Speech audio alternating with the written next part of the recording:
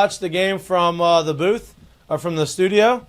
I did. I got a bone to pick with Jay. He made me stay in studio all night. You just better. Whoa! Perfect timing. That's perfect timing. Perfect timing. Coach Jay Johnson is joining the show right now. Listen, Coach, he was on. That's why I said it. I wanted to see what he was going to say. Coach, we're excited to have you on. Thank you for coming on. Congratulations. We're going to jump right into that conversation. Look, I know what I think I've figured you out. I think I've figured out the system. We're going to get the rain delay so we can get a lot more alcohol flowing with the fans. The night games are big there. I understand. Look, that's a great play by you. Nobody's bitched more about the time moving than Mikie. Understand. It's great. It was great.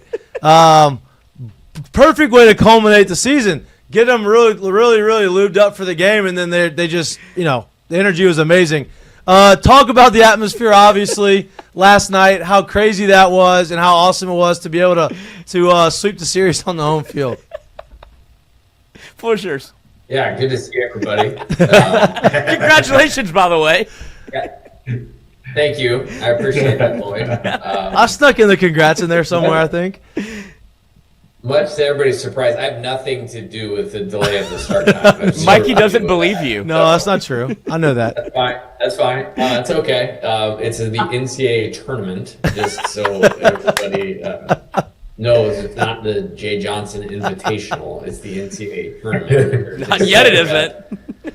Yeah, well, hey, no, it's the crowd, unbelievable. Yeah.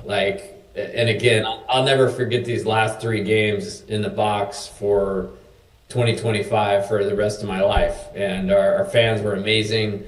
The energy in the stadium last night, particularly in that 6-run rally, I think in the 7th, was awesome. And just kind of kept setting a new bar. And hope they're all putting their notes in with their bosses, head to Omaha, and take that deal over now. Oh, listen, I don't think you have to worry about that. I mean, you saw in 23. I know everybody. I mean, I've already talked to probably 100 people that are going to Omaha. They're already they figured out. They've already had stuff booked or they're booking it now. So Rocco's is going to be rocking. Those guys are excited with the Jello shot deal. And then obviously, Alex Box North is Omaha. So I don't think you have to worry about that. But I do want to ask you this because you've brought this up before on our show. And Jared and I have experienced this as players, and you've experienced it as a coach. But, Alex Box has this kind of mystique and has this type of way of rattling opponents. Doesn't matter how many big games they've played in, right? And I think, the first game, when their guy came out of the bullpen, it was 3-1, and his last bullpen pitch, he missed the entire net and threw into the stands. And the fans wore him out. And from that moment, he got on the field, and I said, this guy has no chance. And he threw 9 straight balls, basically walked the guy, had 0% chance. But Alex Box Stadium does that to people. And, I know you've seen it, but can you talk about how as a coach, when you see the stadium kind of get that, you kind of feel like, all right, one mistake or one slip up from them, this is our time to just pour gasoline on the fire? Yeah, I'm a big fan of the new bullpen set. I think that's the first thing. I think our fans, they've dominated 2 phases of this postseason. They've really helped when our team has just needed a lift and really gotten behind our team. And then when the momentum of that game starts tipping in our favor, they've really made it hard on the opponent. And that's what it's known for. And that certainly happened, and it really happened in the Super Regional in both games 1 and game 2. As dumb as they're on the internet, they're very good in person. Yeah. Coach, I left the hotel yesterday. I did some jogs, some light jogging around the parking lot. Got myself ready. Just know I was getting an on-time game, and then there's 3-hour delay. I wasn't ready for the delay, so I would like to know, this has happened a good bit. And I feel like each time it has happened for y'all, you've been able to keep the team ready to go. And there's never really been like a lull in play when they've come out of these long delays. What has been y'all secret sauce of being able to kind of get that thing going to where when you get to these situations, if they do happen, we're not waiting for 5 innings or not wasting 5 innings before we actually start to turn it on? Yeah, as I get communicated to by the administrative staff, in this case the NCAA, what we're looking at, I relay that to the players. This time, once it went from like 5, then it was going to be like 6, and then it was going to be 8:06, and then they moved it actually up to 7:56. So that was kind of an odd deal. It's really just we redid our hitters meeting actually at 6:40, which we had done way earlier in the day, like at 2:40, and just to get our guys sharp on the plan on the starter. And then we got down to the cages, and generally what we do is I start throwing batting practice at 100 miles an hour at like 40 feet, and like, hey, it's game on now. Coach Jordan throws great batting practice. We get the machines cranked up, like, right here, right now, like, let's go. And then got him with Chris Martin, our strength coach, got him reset, restretched, played catch, infield, outfield, go have the hitters meeting, and then they do the pregame circumstance or introductions that they do at the NCAA tournament games, and it's go time. And then, Derek Curiel set the tone right away. Double gap, and Ethan moves him over, and Jake Brown gets him in. So good start for the team. And then second inning was awesome. 2 outs, nobody on. And then we put up 5 after that. And, 2 out, nobody on. That's something we take a lot of pride in, still find a way to score. And that was an awesome inning. Coach, I'm glad you mentioned the hitting part of this thing. When we talked last week, and we kind of talked about what good all understand how taxing that was in game 1. When you guys made the decision, it was pretty obvious too. It was made a decision if they're going to keep trying to bust us in, we'll stay on top of this plate, make sure you don't move, and make it hard for him to not have anywhere to miss. And that made it tough for him at that point. It kind of when you watch things like that happen, I almost felt like I was watching a boxing match or a UFC match, and it was nothing but body blows, and then all of a sudden 3 big swings, you get 11 runs out of it, right? Can you speak about how taxing that is for a pitcher, and for people to understand, all right, this was my game plan and I'm executing it, and all of a sudden they basically took it away from me, meaning they got on top of the plate, they didn't allow me any error inside, and I had to start missing over the plate if I missed at all. Yeah, I think our offense is flowing at its best when we're getting free bases with walks and hit by pitches, and we're hitting extra base hits. And that's really what happened in all those instances. In the, believe it was the 4th inning, Luis was down to 2 strikes, got hit with a pitch. Danny was down to 2 strikes, got hit with a pitch. And then he has to go back away because it's not working. And then Derek stays on the ball and drives it out the other way. And then I can't remember quite the sequence when Steven hit his grand slam, but I know at least a couple of those guys reached, via a free pass, and then he does a great job situational hitting, stays on the ball the other way, and it was a really offensive day that day. I mean, it was hot, the wind was blowing out to right field. And then, we had a couple free passes. Michael Braswell puts down what we call a 0 drag, and then Chris Stanfield stays on a ball up through the middle of the field, and then Josh Pearson. So, when we're functioning at a high level, there's free bases and there's extra base hits, and that's just really controlling the zone and not swinging at balls and crushing mistakes. I want to stay on the offense, Coach, because one of the key members of the team last year and one of the better offensive guys on the team last year, Stephen Milam, obviously, he's had a good year. I know he's probably, he said it in his interview, he said he didn't contribute as much as he wanted to offensively as consistently throughout the course of the year. But the last 2 weekends, it feels like he's found something and he's kind of gotten back into his groove. And it feels like when there's guys on base and he's up to bat, he's going to drive them in. He hit the grand slam, obviously, in game 1, and then game 2, had the big bases clearing double in the second inning with 2 outs. Talk about how he's kind of stayed with it. He's played unbelievable shortstop, obviously, and he's done a lot of really, really good things, but it feels like he's raised his game up a notch here the last couple weeks. Yeah, he's a great player, as we all know. He's done a terrific job at shortstop. He made an error the other day, and it was like, whoa, I don't even remember the last time he made an error on defense. That's how good he's been at shortstop.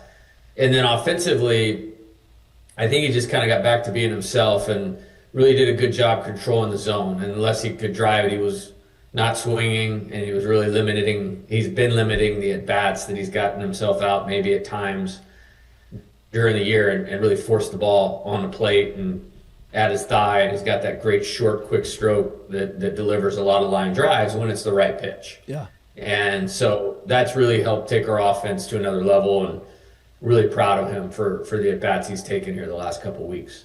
Coach, you're very stoic in the dugout for the most part, but when you show emotion, it usually comes after either a conversation or a guy that maybe you've been working really hard on the behind the scenes, and he comes through.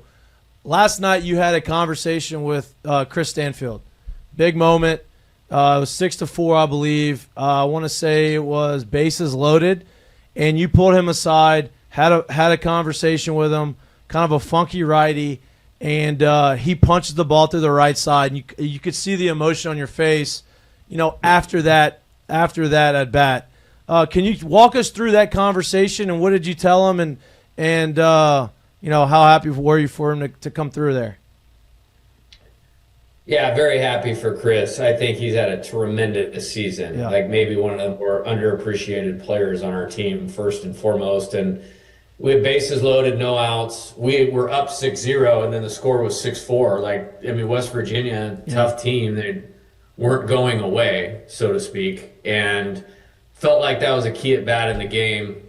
And I honestly was contemplating, wow, do we pinch hit right here? Because we do have a couple good left-handed hitting options on the bench. And you guys know those submarine sidearm righties, man, that ball can really bore in to the righties, and they're trying to get a double play there to minimize the damage, or they're going to go to the slider, and sometimes it's tough to see the spin on those guys. And so in my past, against those types of guys, I've always leaned heavily on left-handed hitters. And then I just kind of had a gut feel like Chris was really focused. He's really dialed in his at-bats. He's done a great job against right-handed pitching this year, and felt like if we just got him boxed up of the do not do this and give in to what he wants you to do and do this, like he could be successful. So all of that kind of played into that. Mm-hmm. And then in reality, it's just like, man, we're 9 outs away from going to Omaha. But I'd feel a heck of a lot better if we could get a couple more runs on the board, because West Virginia's a good offense. So it was all kind of that. And that was a huge at-bat in the game last night. Coach, I want to expand on Chris Stanfield again a little bit more. To do what he's unselfishly been able to do, and to do it at the success rate that he's doing it at the bottom half of the lineup, can you just talk about how special that is? Because that is so hard to find a player that's that productive at the bottom half of the lineup, and then can kind of remove the selfish side of it and just continue to do it because it's what's best and what fits the team best.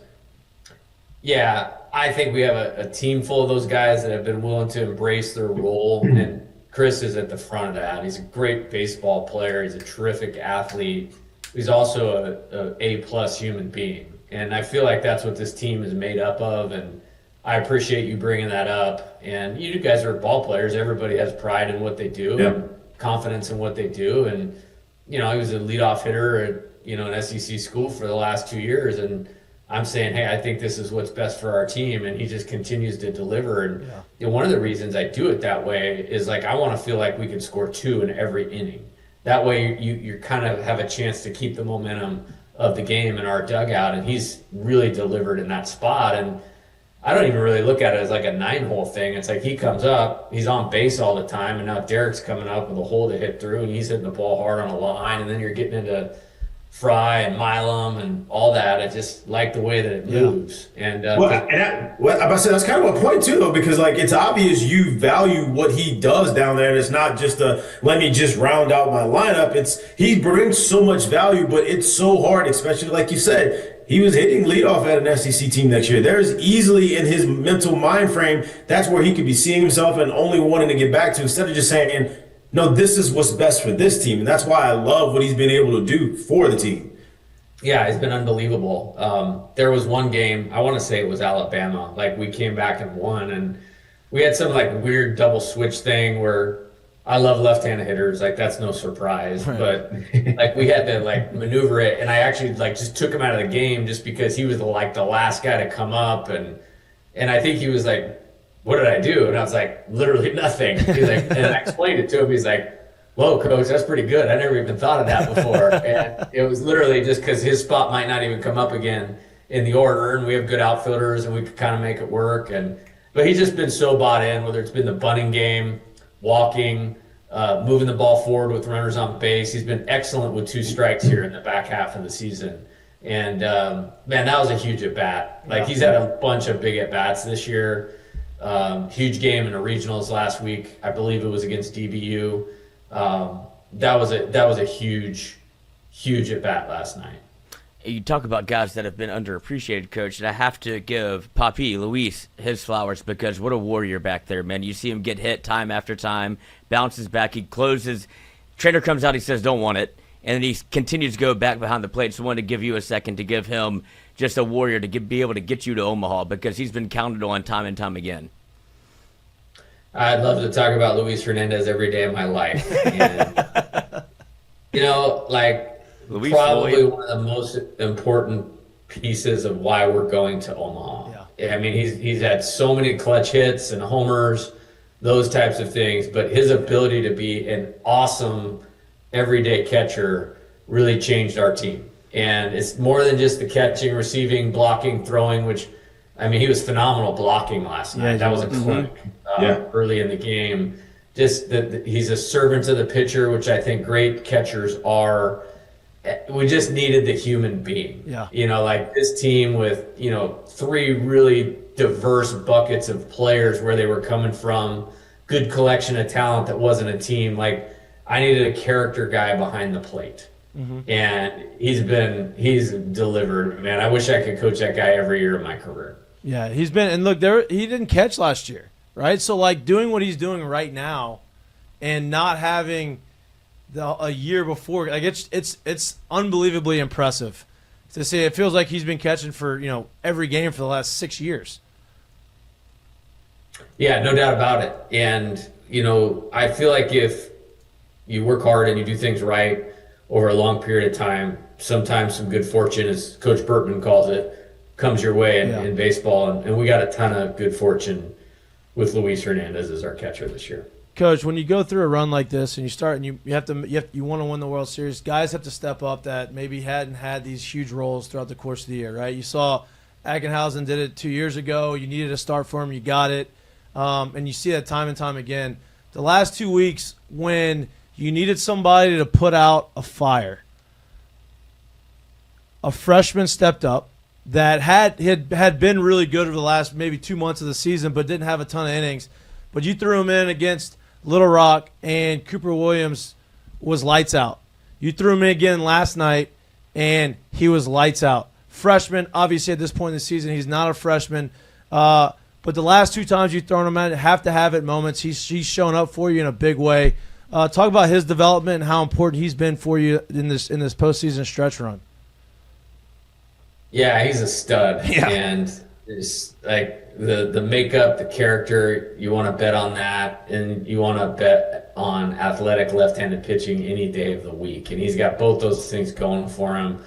He's strong-minded, is intelligent, and has really taken to the coaching. He has a really good rapport with Coach Yeski and has really developed into a guy that we obviously really trust and going to continue to trust in this run in the College World Series, and huge piece of the program moving forward. And it's crazy to think, like, big chunk of that game last night was Anthony Hyanson and Cooper Williams, and we didn't have either of those guys till like July 29th, before the school year started. So, like I said, you work hard, and sometimes that good fortune rolls your way.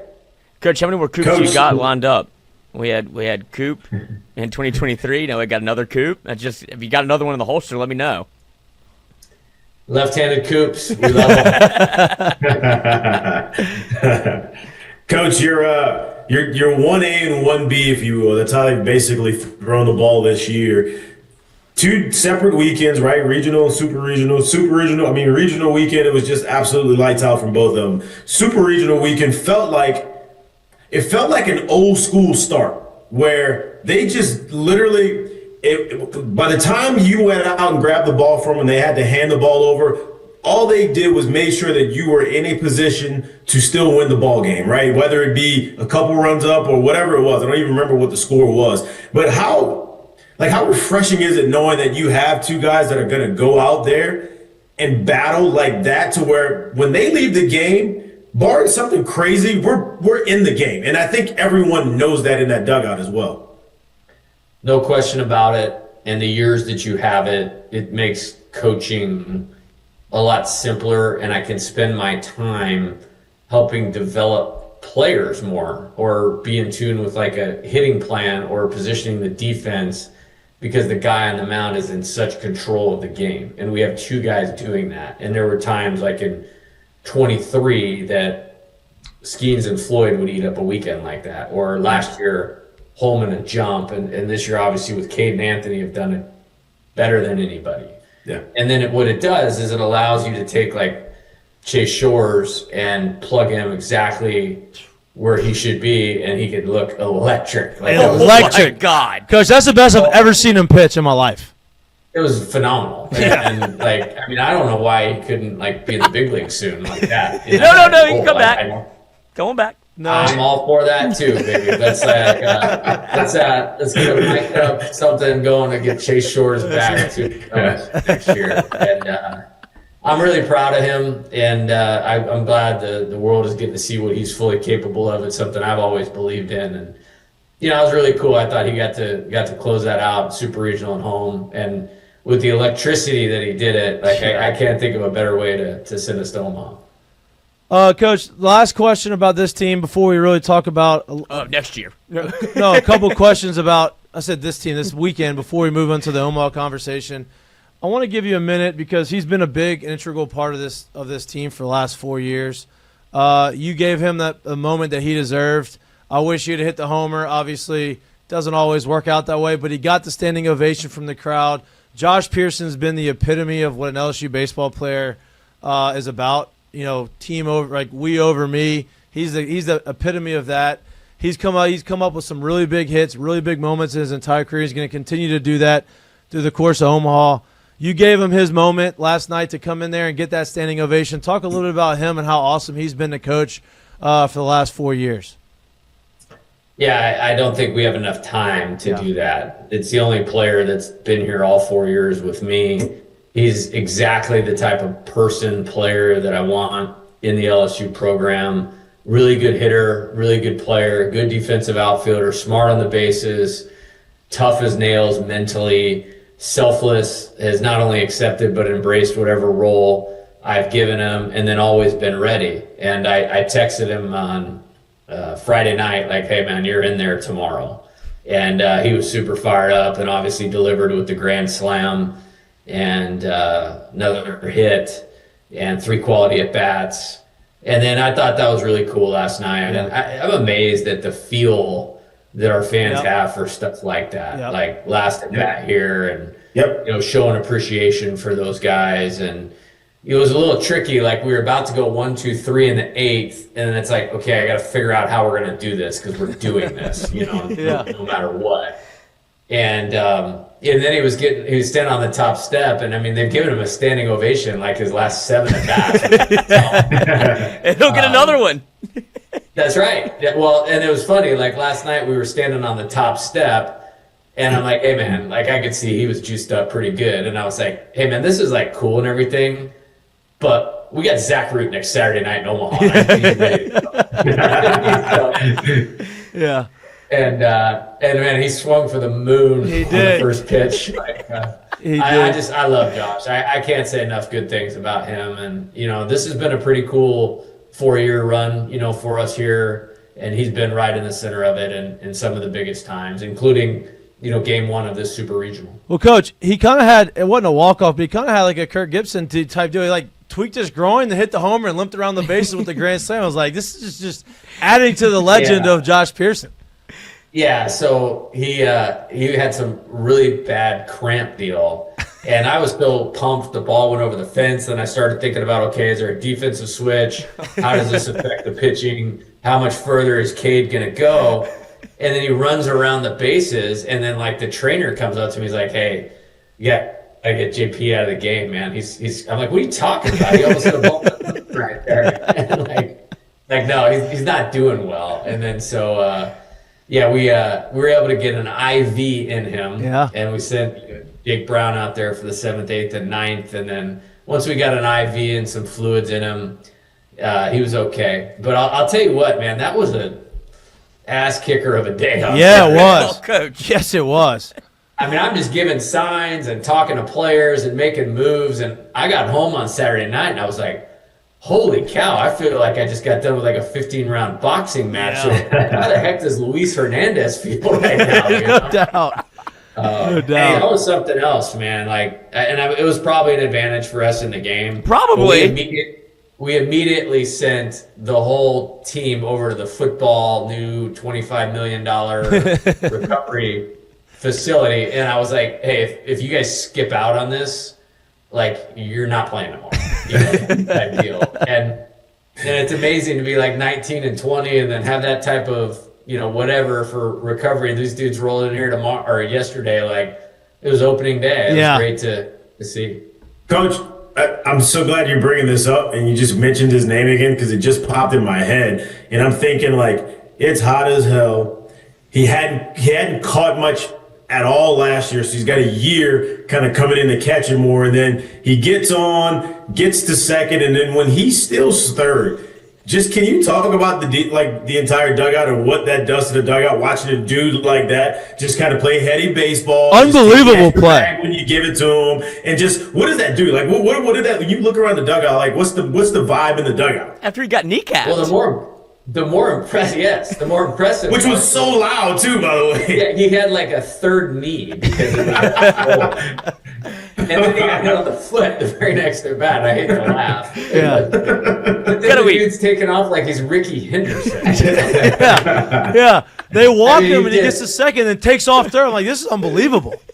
Yeah, well then he kind of gave it back last night because he got picked off third base and I forgot about that one too. Yeah, like him or Josh Jordan was really in trouble on that one. Oh man, you know what? I guess you give him one. You give him one mulligan. He's done a lot of good things. He's about to steal home. Yeah, that's what he's thinking about. He's trying to just channel his inner Ricky Henderson. Coach, y'all obviously are leaving for Omaha. I think you said y'all leaving on Wednesday. What's next for y'all? What's the schedule like over the next few days? Yeah, we had a meeting at 4:00 today just to outline the week so they know what to expect, to take some of the mental drain off of it. Tomorrow, we'll get them back in the weight room, and then we'll hit inside and we'll lift, and then get them all back over to the recovery deal. We have some pitchers that need to throw, just kind of how it worked out. Not everybody pitched this weekend, and so they'll throw bullpens tomorrow. And then Wednesday morning, we'll bus out of here. I think they're doing like a send-off deal on Wednesday morning. We're leaving here at 9:30, but we'll have a quick meeting at 9:15. Get on the plane flight to make the best flight of the year. That's it. And pretty excited about that. And then get them over so they can see the ballpark right when we first get there. And then we'll have a light workout at Creighton on Wednesday, just to kind of get off the plane, get the excitement of being in Omaha, and then kind of get refocused on task and back to work. And then we'll go to Fleming's on Wednesday night. That's kind of our deal. You keep winning in the postseason, we keep eating steaks at least once a week. We're going to Fleming's. Well, I have to go to some administrative meeting, so I don't even get to go. That's not good. That's not fun. Jared Jones likes eating steaks, so we're going to keep doing that. Yeah. And then he'll eat yours too. I think you can eat your portion. Yeah. That's right. Yeah, It's going to get gout. And then we're going to we'll have a meeting at night, and then Thursday is kind of the official practice day at the stadium, and then I think they have the opening ceremonies deal that night, and then Friday we'll work out over at Nebraska Omaha and get ready to go for Arkansas on Saturday night. Well, Coach, I think I speak for the whole show when we say best of luck. Before I let you go, you talked about the pitching staff this year. You talked about them last year. You're talking about the year before. I don't think people realize the talent that they've seen over the last 3-4 years come through the mound here. And just came across our feed. One of the most talented guys you had that didn't really get the opportunity to throw as much as he probably should have because of injury. Grant Taylor just got called up to the big leagues. I'm sure you already know that. How cool is that to see these guys that you've gotten to help grow as baseball players and as men, reach their dream, especially after coming off of an injury-filled season that he had here at LSU 2 years ago. Yeah, no doubt. I actually just talked to him. He just called me, and it was weird. Like, it didn't really cross my mind that that's why he was calling me. Right. And I was like, oh, sweet, GT's calling me. I hope he's doing great. And I picked up the phone. He's like, hey, I'm going to the big leagues. I was like, let's go. You know? And what a talent. And feel like we got robbed of that a little bit. And obviously that was, one of the greatest teams of all time. If he was healthy, we might have lost like 7 games all year that year. But proud of him, and super talent, but makeup A+ off the charts, phenomenal human being. Was never like poor me. I lost my big season to Tommy John. He just was unbelievable in the dugout and helping guys along, and really, he was good that first year, his freshman year. He had some really good appearances in SEC play, and that really helped us set a foundation of going forward. With new staff, new deal, and I'm proud of him, and it's pretty awesome. There's several more coming, from that team, to the big leagues. Hopefully Trey gets up here next with the Rays, and hopefully that'll be this year. I think, from last year's team, Gage Jump is moving fast, and Ty Floyd, I'm sure, will be there pretty soon. So a lot of Tommy, hopefully Gas and Joe Bear will, just keep winning. Jacob Berry's on the cusp, so.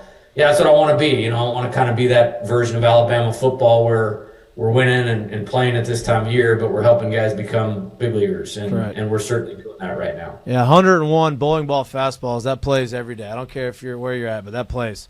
And I'm looking forward to watching him in the big leagues. Obviously, Paul Skeen's doing his thing. I hope it's nice to see the new crop of LSU guys kind of make their name and not just get to the big leagues, but become stars in the big leagues. And credit to you on developing them, credit to you on getting them there, and credit to those guys for being the guys that they are and reaching their dreams. So, Coach, we appreciate you, as always, coming on our show. We're going to be watching you. Lloyd will be in Omaha. He's taking the RV. They're letting him drive. Can you believe that? Got my CDC license, Coach. Yeah, I don't know what that means, but Me either. We need a chaperone on that trip, probably. Yeah, no doubt.